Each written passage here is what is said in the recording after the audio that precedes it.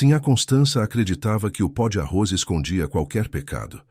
Escondia o tempo que passava, as rugas de preocupação e, principalmente, a maldade que ela carregava no peito.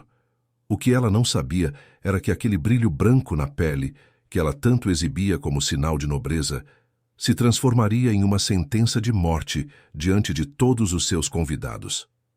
O plano de Luzia foi traçado no silêncio, sem um grito, sem um lamento. A prova de tudo estava escondida onde ninguém ousaria procurar, dentro de uma telha marcada na olaria da fazenda. A Fazenda Barro Queimado tinha esse nome por uma razão. O chão ali era vermelho, seco, e o sol parecia castigar aquela terra com um ódio antigo. Mas dentro da casa grande, o clima era outro. Ali o que reinava era a aparência. Sinhá Constança não aceitava menos que a perfeição. Ela era uma mulher de 38 anos que se olhava no espelho como se estivesse diante de um juiz. E o veredito precisava ser sempre o mesmo. Ela era a mais bela, a mais rica, a mais poderosa da região do Arraial de Santo Antônio do Salto. Só que o espelho mente e as paredes da Barro Queimado sabiam disso. Por trás das cortinas de veludo trazidas da Europa e da prataria polida, a fazenda estava apodrecendo. O marido de Constança, um homem frouxo e viciado em jogos de azar, já tinha enterrado a fortuna da família em mesas de apostas por todo o estado. Eles estavam falidos, mas Constança não admitia descer do salto. Para manter o luxo, para comprar seus perfumes e seus cremes importados, ela começou a fazer o impensável. Ela começou a vender a única coisa que restava como patrimônio, a vida das pessoas que trabalhavam ali. Repara nisso. Tem gente que chama isso de costume, mas é crueldade com nome e sobrenome. Luzia sentia o cheiro daquela podridão todos os dias. Ela era a mucama de casa, a sombra que seguia a Sinhá para todo lado. Com 22 anos, Luzia tinha o olhar baixo, mas os ouvidos muito atentos. Ela tinha aprendido a ler escondida, pegando restos de jornais e livros que eram deixados de lado, e foi essa habilidade que a transformou em um perigo silencioso. Luzia sabia que sua liberdade já deveria ter chegado. O antigo senhor, pai do marido de Constança, tinha deixado em testamento a alforria de Luzia e de outros 3 escravizados.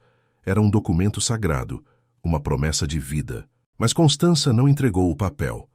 Numa tarde de fúria, quando o café foi servido um pouco acima da temperatura que ela desejava, a Sinhá mostrou quem realmente era. Ela não gritou. Ela simplesmente pegou a xícara de porcelana e despejou o líquido fervente sobre as mãos de Luzia. Enquanto a pele da moça borbulhava, Constança pegou o testamento que Luzia tinha encontrado e usou o papel, aquele papel que valia uma vida inteira de liberdade, para limpar os restos de maquiagem que tinham escorrido pelo seu pescoço. Depois, jogou o papel amassado e sujo de pó de arroz no lixo, como se fosse um trapo qualquer. Luzia não chorou na frente dela. O ódio secou as lágrimas antes mesmo delas caírem.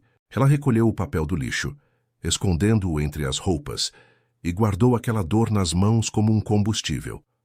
As cicatrizes de queimadura nas mãos de Luzia se tornaram o lembrete diário de que a justiça não viria de cima. Ela teria que ser fabricada ali mesmo, no chão de terra batida da olaria. A rotina na fazenda Barro Queimado era um teatro de sombras. De manhã, Constança exigia que Luzia preparasse o banho com flores de laranjeira.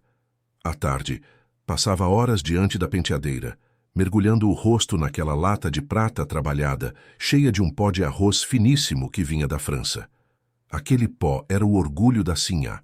Dizia ela que deixava a pele com um aspecto de porcelana, cobrindo as manchas que o sol e a idade teimavam em mostrar. O que Constança não percebia era que, enquanto ela se pintava, Luzia observava o movimento da casa. Ela viu quando o marido da Sinhá assinou documentos às pressas, com a mão tremendo, entregando terras que já não eram dele. Ela ouviu as conversas nos corredores sobre a chegada do tabelião Moreira. O tabelião não era um homem de conversa mole.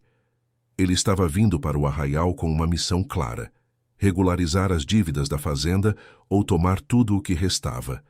A pressão estava subindo. Constança precisava impressionar o tabelião. Ela precisava mostrar que a Barro Queimado ainda era uma potência, que a falência era apenas um boato maldoso da vizinha invejosa, Dona Eudóxia. E para isso, um grande baile de recepção estava sendo planejado.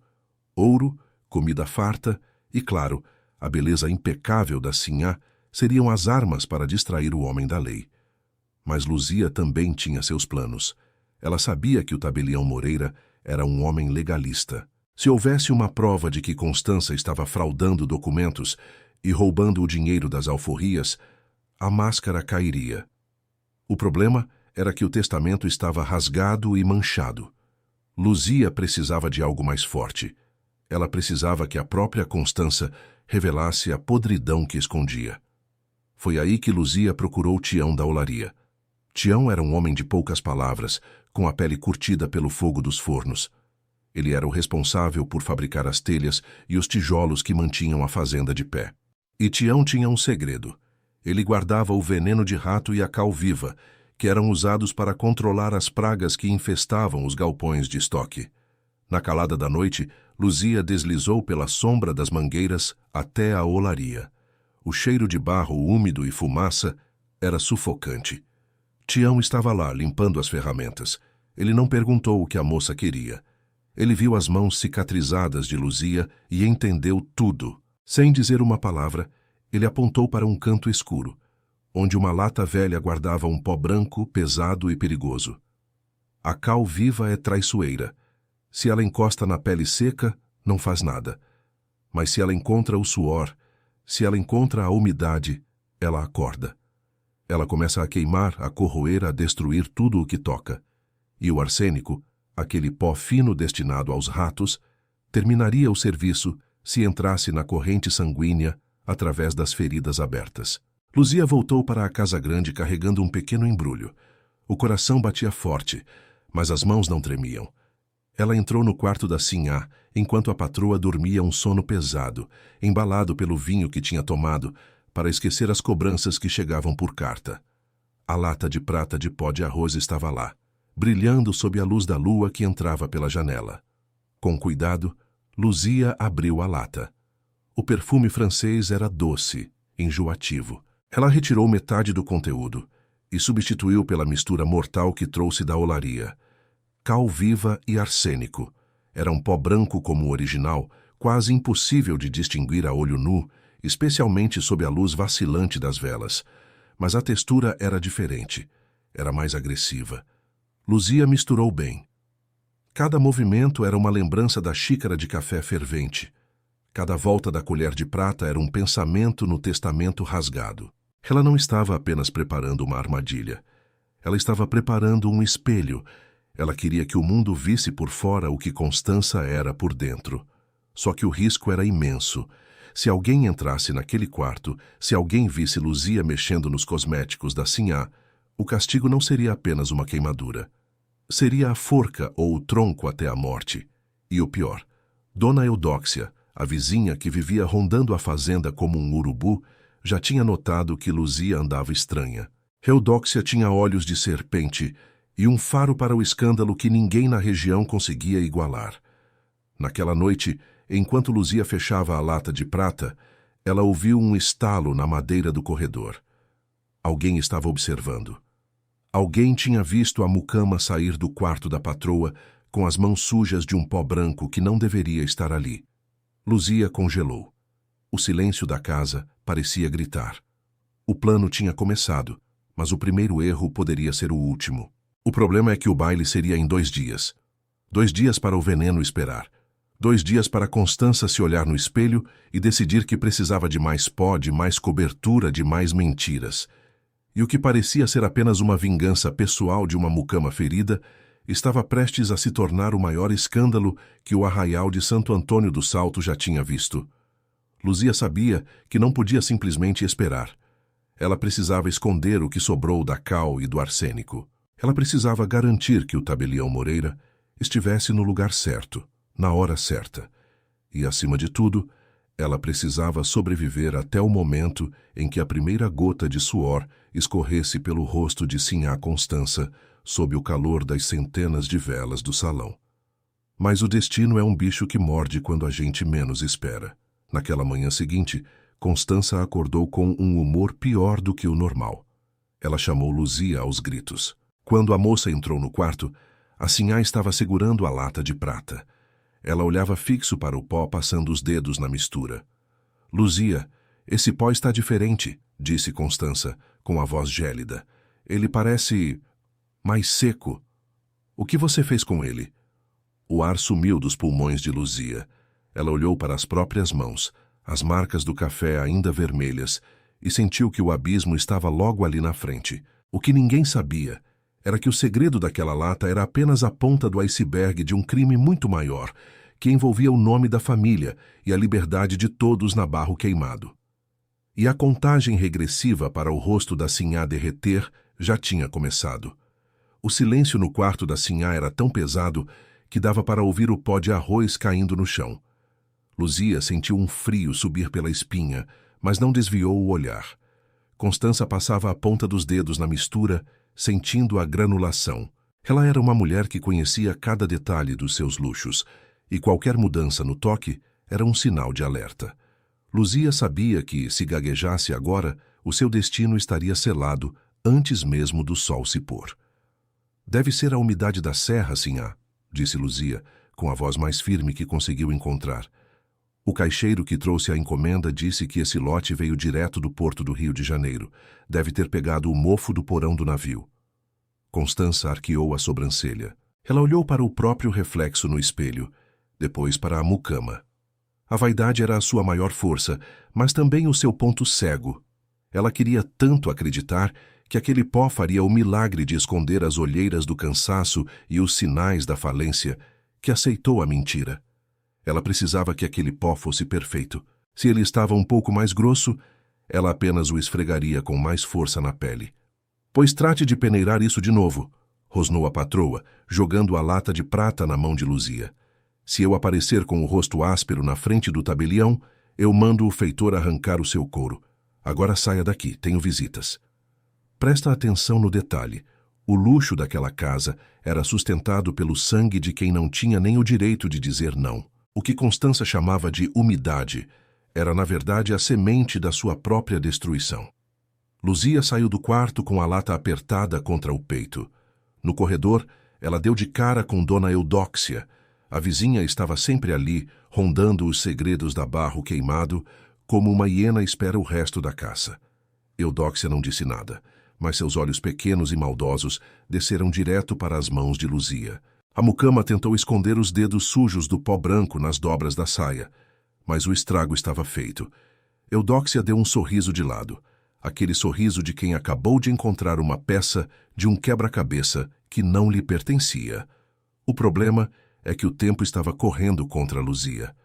No pátio da fazenda, um barulho de cascos de cavalo anunciou a chegada de alguém que não era esperado para o baile. Era o mercador de Minas, um homem de terno escuro e olhos que pareciam calcular o preço de tudo o que viam, inclusive das pessoas. Luzia se escondeu atrás de uma das colunas da varanda e ouviu a conversa. Constança não esperou nem o homem descer do cavalo para começar a negociar. A situação financeira da fazenda era pior do que Luzia imaginava. O marido da sinhá tinha perdido uma fortuna em uma única noite de pôquer no Arraial, e os credores estavam batendo na porta com ordens de despejo. Eu preciso de 1.000 réis até amanhã, antes do baile começar, dizia Constança, a voz baixa e urgente. O tabelião não pode suspeitar que estamos sem um tostão. E o que a senhora tem para me oferecer em troca? Perguntou o mercador, com um tom de voz que fez o estômago de Luzia revirar. Gado não me interessa. Suas terras já estão penhoradas. Eu tenho a mucama, respondeu Constança sem hesitar. A Luzia. É jovem, sabe ler, sabe costurar. Vale o dobro do que estou pedindo. Leve-a depois do baile. Luzia sentiu o mundo girar. Ela não era apenas uma empregada que sofria abusos. Ela era a moeda de troca para manter as aparências de uma mulher que a odiava. A promessa de liberdade que estava no testamento rasgado parecia cada vez mais distante, uma miragem no meio do deserto. Foi aí que a raiva de Luzia se transformou em algo sólido, algo frio. Ela não ia apenas se vingar.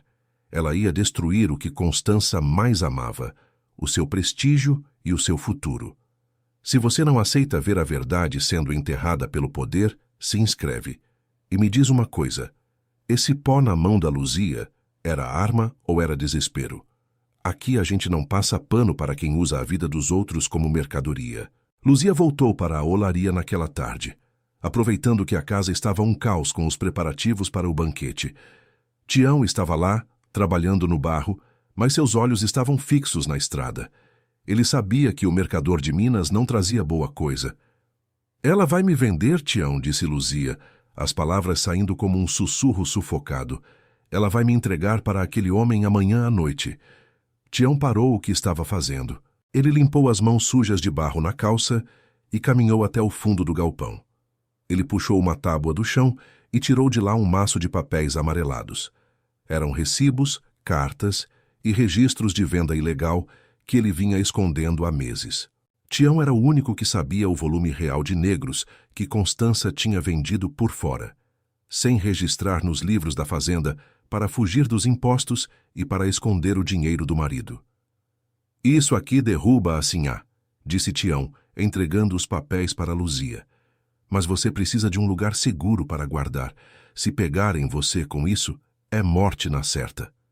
Luzia olhou para os papéis. Ali estava a prova do lupiá, o desvio sistemático de dinheiro que deveria ter pago as alforrias e as dívidas da fazenda. Constança estava roubando de todos, inclusive do próprio marido e do governo. Tem uma telha, disse Luzia, lembrando-se da estrutura do telhado da olaria. A telha marcada com o desenho da coroa, a que fica logo acima do forno desativado.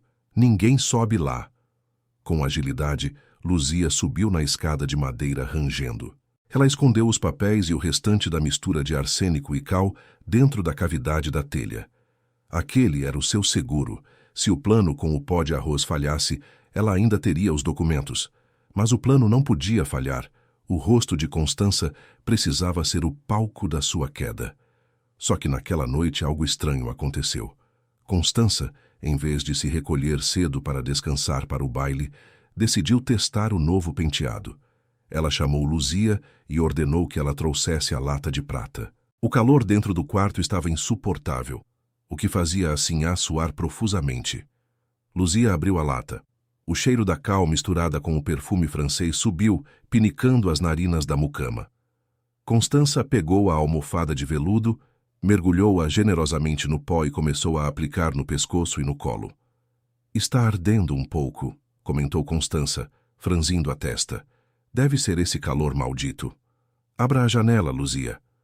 Luzia obedeceu, mas seu olhar estava fixo na pele da patroa. Uma leve vermelhidão começou a surgir na base do pescoço de Constança. Era o começo da reação química. A cal viva estava encontrando a umidade do suor e começando a agir. Mas era pouco.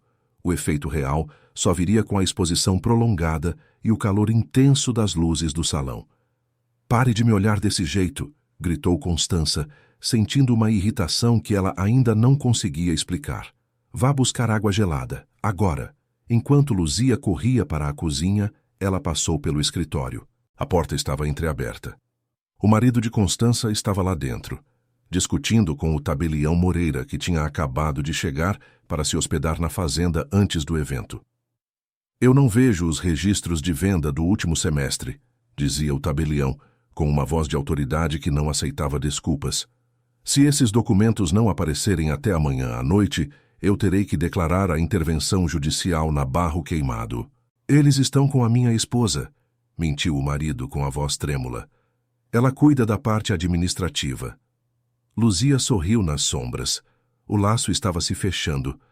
Constança não tinha os documentos. Eles estavam escondidos na telha da olaria. E o rosto que ela pretendia usar para encantar o tabelião estava começando a ser devorado, poro por poro, pela mistura que ela mesma estava aplicando com tanta vaidade. Mas o que Luzia não contava era com a traição de quem ela menos esperava. No meio da noite, um vulto saiu da senzala e foi direto para a casa grande. Era alguém que tinha visto Luzia e Tião na olaria. Alguém que queria ganhar o favor da Sinhá para não ser vendido para o mercador de Minas. A pergunta que ficava no ar, enquanto a lua iluminava a fazenda a barro queimado, era: quem abriria a boca primeiro? E o rosto de Constança. Será que ele aguentaria até o primeiro acorde da orquestra, ou a podridão apareceria antes da hora? E o que parecia o fim de um dia tenso era apenas o prelúdio de um desastre, porque na manhã seguinte, Luzia acordou com o som de chicotes no pátio, e o nome que o feitor gritava era o dela. O estalo do chicote no ar cortou o silêncio da manhã como um trovão. Luzia saltou do seu catre com o coração na boca. Pela fresta da porta da senzala, ela viu o feitor, um homem bruto chamado Gregório, brandindo a corda de couro e gritando o nome dela com um ódio que parecia vir das entranhas. O pátio da Barro Queimado já estava cercado pelos outros escravizados, que assistiam à cena com os olhos arregalados de medo. Alguém tinha falado. O segredo da olaria não era mais segredo. Apareça, sua ladra de pó de arroz, urrava Gregório. A sinhá deu falta de uma coisa e disse que só você entrou no quarto dela ontem à noite. Luzia sentiu as pernas tremerem, mas o medo foi rapidamente substituído por uma clareza gelada. Se ela corresse, estava morta. Se ela se escondesse, estava morta. O único jeito de sobreviver era enfrentar a tempestade. Ela caminhou para o centro do pátio, mantendo as mãos escondidas sob o avental. Ela não olhou para Tião, que estava num canto, com a cabeça baixa e os punhos cerrados. Se ela desse qualquer pista de que ele estava envolvido, os dois terminariam no tronco antes do meio-dia. Foi aí que Sinhá Constança apareceu na varanda. Ela estava com um robe de seda vermelha, mas algo estava diferente. Ela usava um lenço de renda amarrado no pescoço, cobrindo exatamente o local onde, na noite anterior, ela tinha sentido a ardência. O rosto dela estava pálido, mas não era a palidez da nobreza. Era o branco de quem passou a noite em claro, lutando contra uma irritação que não parava de crescer. "Onde está o meu anel de safira, Luzia?" perguntou Constança com a voz cortante. "Aquele que ficava na penteadeira, ao lado da lata de prata?" Luzia respirou fundo. O anel. Ela não tinha pegado anel nenhum. Constança estava inventando um roubo para justificar o castigo e, possivelmente, para acelerar a venda de Luzia para o mercador de Minas. Era uma jogada suja para se livrar da mucama que sabia demais, antes que o tabelião Moreira começasse a fazer perguntas difíceis. "Eu não peguei anel nenhum, sinhá", disse Luzia, olhando nos olhos da patroa. "A senhora sabe que eu só mexi no que a senhora mandou. Peneirei o pó, como a senhora ordenou." O comentário sobre o pó fez Constança vacilar por um segundo. A menção à lata de prata trouxe de volta a lembrança da queimação que agora começava a se espalhar pelo seu colo. Mas o orgulho da patroa era maior que a dor. Ela fez um sinal para o feitor. Gregório avançou sobre Luzia, mas antes que ele pudesse descarregar o chicote, uma voz grave interrompeu a cena. "O que está acontecendo aqui?" Era o tabelião Moreira. Ele tinha saído para uma caminhada matinal e voltava agora, com seus trajes impecáveis e o olhar de quem não tolerava a desordem. Constança mudou de expressão instantaneamente. O ódio no rosto deu lugar a uma máscara de preocupação maternal. "Ah, tabelião, um incidente lamentável", disse ela, forçando um sorriso que não chegava aos olhos. "Essa moça roubou uma joia de família. Eu estava apenas tentando recuperar o objeto antes que ela o vendesse no arraial." Moreira olhou para Luzia, depois para Gregório. Ele não parecia convencido. "Uma joia?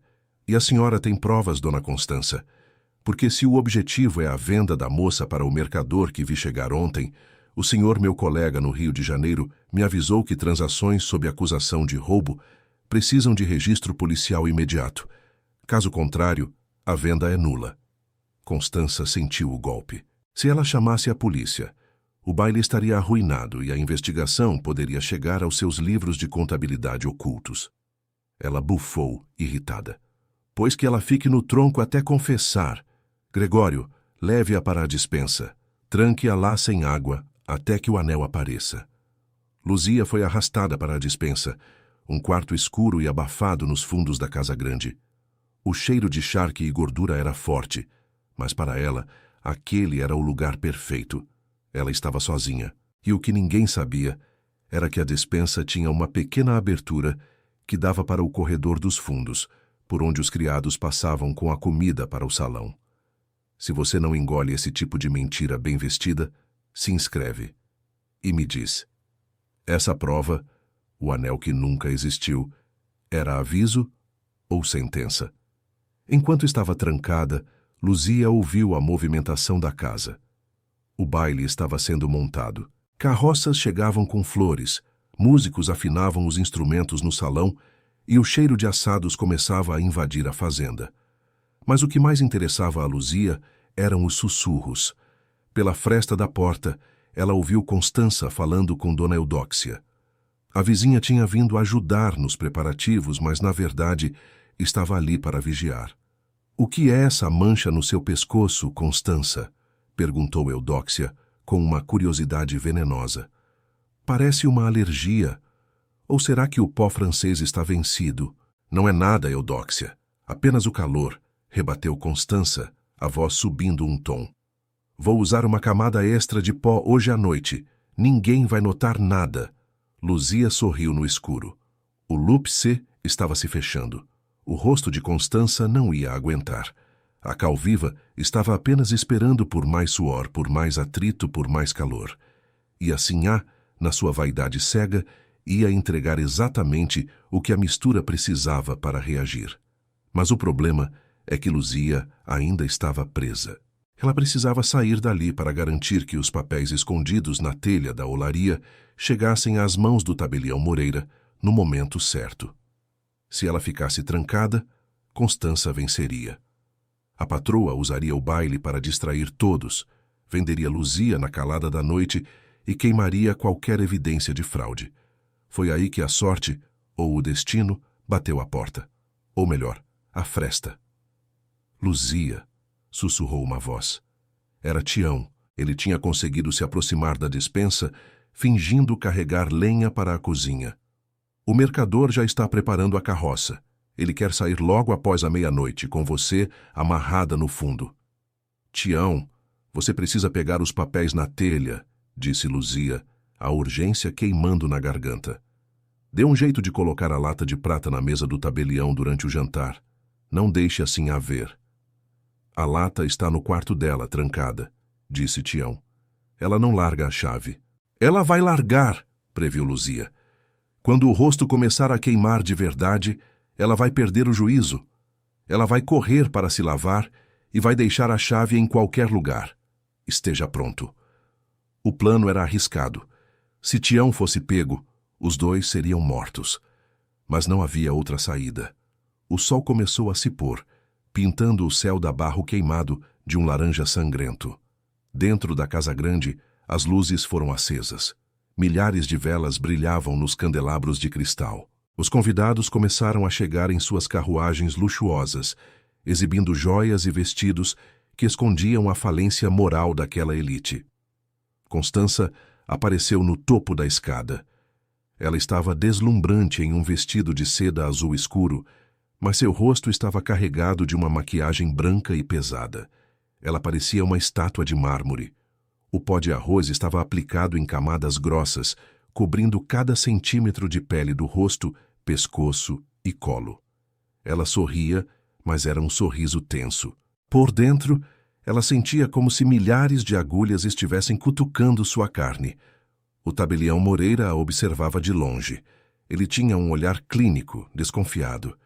Ele percebeu que Constança não movia muito o pescoço e que seus olhos estavam levemente avermelhados. O baile começou com uma valsa lenta. Constança dançou com o marido, tentando manter a postura, mas o esforço físico começou a cobrar seu preço.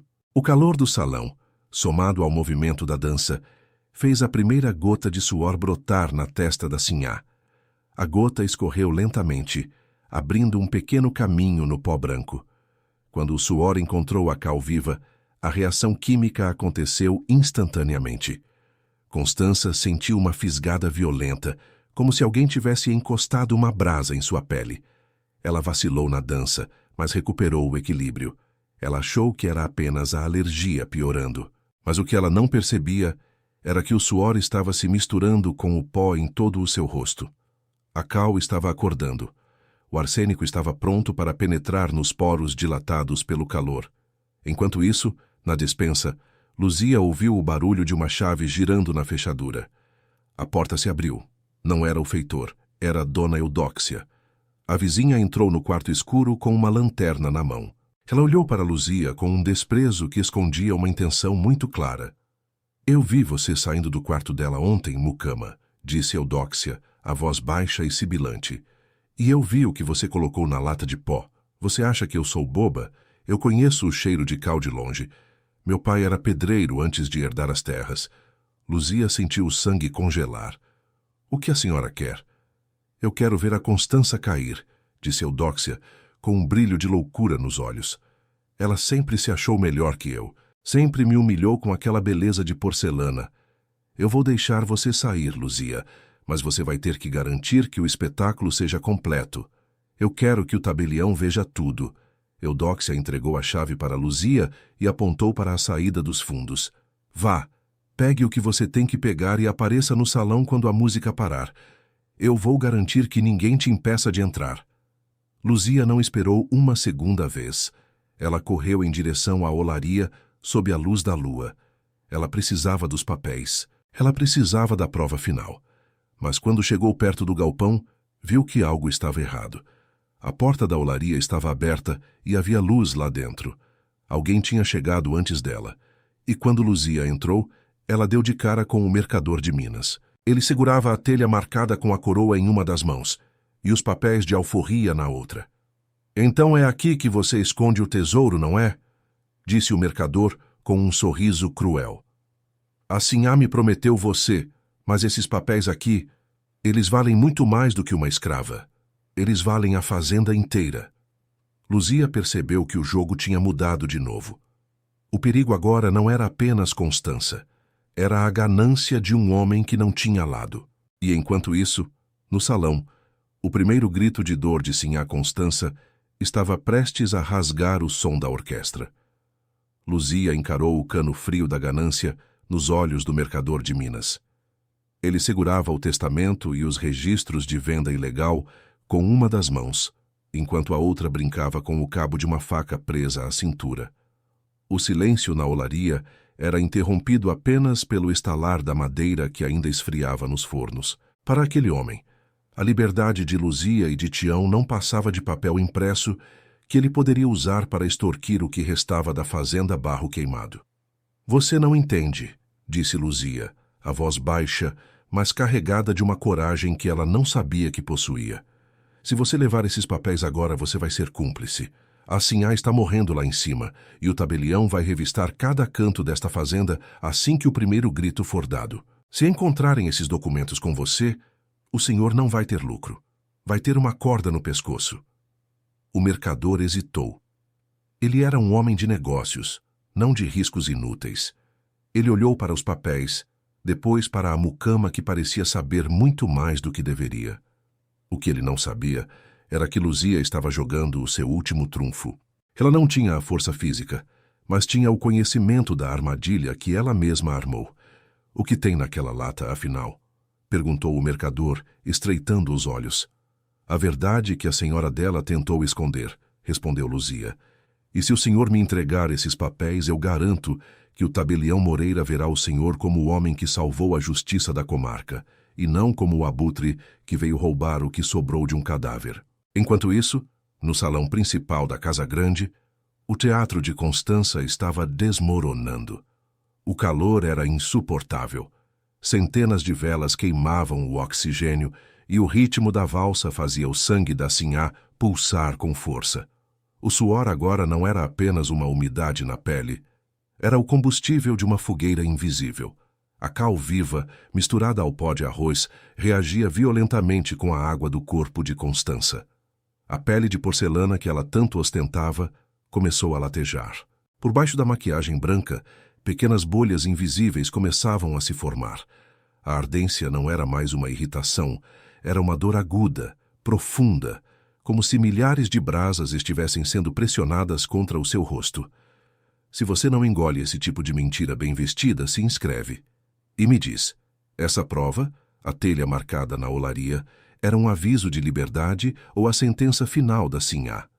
Constança tentava manter o sorriso, mas os músculos da face começaram a travar. Ela sentia o cheiro metálico do arsênico e o odor acre da cal. O tabelião Moreira, que não tirava os olhos dela, percebeu que a pele da anfitriã estava mudando de cor. O branco do pó de arroz estava sendo substituído por um vermelho vivo, que vazava pelas frestas da maquiagem como se a máscara estivesse rachando. Dona Constança, a senhora não parece bem, disse o tabelião, aproximando-se com uma expressão de falsa preocupação. O calor está afetando sua saúde? É apenas o cansaço dos preparativos, mentiu ela, a voz saindo em um sussurro arrastado. Cada palavra que dizia fazia a pele das bochechas esticar e queimar ainda mais. Se me dão licença, vou refrescar o rosto. Ela se virou bruscamente, tentando manter a dignidade, mas o pânico já tinha se instalado. Constança correu para o corredor dos fundos em direção ao seu quarto. Ela precisava lavar o rosto. Ela precisava tirar aquela máscara que agora parecia fundida à sua carne. Mas no corredor, o destino colocou Dona Eudóxia em seu caminho. A vizinha estava parada ali, com os braços cruzados, observando a agonia da rival com um prazer quase doentio. "Vai se lavar, Constança?" perguntou Eudóxia, bloqueando a passagem. "Cuidado! Dizem que certas manchas não saem com água. Elas vêm de dentro para fora." "Saia da frente, sua idiota!" gritou Constança, empurrando a vizinha. Ao chegar no quarto, a Sinhá trancou a porta e correu para a bacia de Ágata. Ela mergulhou as mãos na água gelada e jogou contra o rosto. Foi o seu maior erro. A cal viva, que já estava reagindo com o suor, encontrou agora uma abundância de água. A reação química explodiu. O grito que saiu da garganta de Constança não parecia humano. Foi um urro de dor que atravessou as paredes da casa grande e silenciou a orquestra no salão. No espelho, ela viu o horror. A água, em vez de aliviar, estava acelerando a corrosão. O pó de arroz se transformou em uma pasta cáustica que derretia a camada superficial da sua pele. As bolhas estouraram, revelando a carne viva e vermelha por baixo. No pátio, Luzia ouviu o grito. Ela olhou para o mercador, que agora estava pálido de susto. Ele entregou os papéis para a mucama sem dizer uma palavra, montou em seu cavalo e desapareceu na escuridão da estrada. Ele não queria estar ali quando a justiça ou a vingança se manifestasse por completo. Luzia respirou fundo, apertando os documentos contra o peito. Ela correu de volta para a casa grande. O caos tinha tomado conta do lugar. Convidados saíam apressados, cochichando sobre feitiçaria, sobre castigo divino, sobre a maldição da barro queimado. O tabelião Moreira estava diante da porta trancada do quarto da Sinhá, exigindo que ela abrisse. O marido de Constança, bêbado e acuado, tentava entender o que estava acontecendo. Foi nesse momento que Luzia apareceu no topo da escada, não como a mucama submissa, mas como a portadora da verdade. "Ela não vai abrir a porta, tabelião", disse Luzia, atraindo todos os olhares para si, porque a máscara dela finalmente caiu. E o que tem lá dentro não é mais a beleza da barro queimado, é o que restou das mentiras dela. O tabelião olhou para Luzia, vendo a firmeza em seu rosto e os papéis em sua mão. Ele percebeu que a história daquela noite estava longe de terminar com um simples mal-estar. O problema era que o marido de Constança, ao ver os registros de venda ilegal na mão de Luzia, percebeu que sua própria ruína estava ali. Ele avançou contra a moça, cego de raiva e desespero. "Entregue isso, sua maldita!" gritou ele. Mas antes que ele pudesse tocar em Luzia, a porta do quarto da Sinhá se abriu. O que saiu de lá de dentro fez até os homens mais corajosos recuarem. Constança estava com o rosto em carne viva, o pescoço inchado e os olhos injetados. Ela segurava a lata de prata como se fosse um escudo, mas a lata estava vazia. "Foi ela!" gritou Constança, apontando um dedo trêmulo para Luzia. "Ela me enfeitiçou! Ela colocou veneno no meu pó!" O silêncio que se seguiu foi cortante. Todos olhavam para o rosto destruído da mulher que minutos antes se achava a rainha da região. E Luzia, com uma calma que gelou o sangue de todos, deu um passo à frente. "Eu não usei feitiço, Sinhá", disse Luzia. Eu usei o que a senhora me deu. O pó de arroz da sua vaidade e a cal da sua olaria. O veneno que queima seu rosto saiu da mesma lata que a senhora usou para esconder sua falência. Luzia entregou o maço de papéis ao tabelião Moreira. A prova física estava ali. O desvio das alforrias, as vendas ilegais, a fraude contra o governo e contra o próprio marido. Mas o golpe de misericórdia ainda estava por vir. Luzia apontou para a lata de prata que Constança ainda apertava. Olhe bem para a tampa dessa lata, tabelião, disse Luzia. O papel que veda o interior, veja o que está escrito nele. O tabelião pegou a lata das mãos trêmulas de Constança. Ele arrancou o forro de papel que tinha sido usado para impedir que o pó vazasse. Era um fragmento de pergaminho, queimado nas bordas e manchado de maquiagem. Mas as letras ainda eram legíveis. Era o pedaço do testamento que garantia a liberdade de Luzia. O papel que Constança tinha tentado destruir para limpar o próprio rosto. A prova do crime e a prova da liberdade estavam fundidas no mesmo objeto. A casa estava tremendo, e o poder da Sinhá estava escorrendo pelo ralo junto com o pó de arroz e o sangue. Só que o marido de Constança, vendo que ia perder tudo, fez algo que ninguém esperava. O marido de Constança avançou como um animal encurralado, tentando desesperadamente recuperar os papéis que selavam sua ruína, mas o tabelião Moreira não era homem de se assustar com desesperados. Com um gesto firme, ele ordenou que seus assistentes contivessem o fazendeiro. A máscara de prestígio da Barro Queimado caiu junto com o corpo do homem no chão frio do salão, diante de convidados que agora recuavam com nojo. Enquanto isso, Constança gemia no chão, uma sombra deformada do que um dia foi, com a pele derretendo sob o olhar de julgamento de toda a vizinhança. Dona Eudóxia apenas observava do canto, com um sorriso amargo que selava o fim de uma era de humilhações. A justiça foi seca e definitiva, como o estalo de um osso quebrando. O tabelião validou o fragmento do testamento ali mesmo, reconhecendo a fraude documental. Luzia, Tião e os outros que haviam sido lesados pela ganância da Sinhá receberam não apenas a liberdade legal, mas o direito a uma parte das terras para pagar as dívidas de sangue. A fazenda foi a leilão para quitar os credores e os antigos donos, desonrados e sem um tostão, foram expulsos da própria casa. Constança passou o resto de sua vida escondida atrás de um véu preto e pesado, fugindo dos espelhos e do sol, sentindo na carne viva o preço de cada alforria que tentou roubar para sustentar sua vaidade. Luzia atravessou o portão da fazenda ao amanhecer, sem olhar para trás.